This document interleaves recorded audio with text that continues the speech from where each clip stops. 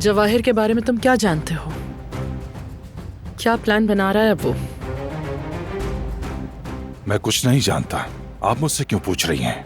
अच्छी तरह जानते हो कि मैं तुमसे क्यों पूछ रही हूँ। इस खानदान के साथ उसने जो कुछ भी किया सब वाकिफ हैं उससे।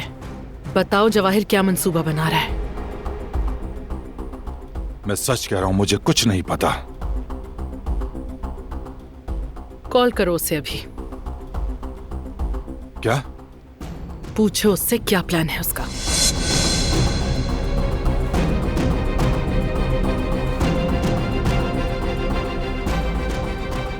लेकिन सब ये साहिबा। लेकिन कुछ नहीं। जो कह रही हूं वैसा करो। कॉल करो जवाहिर को।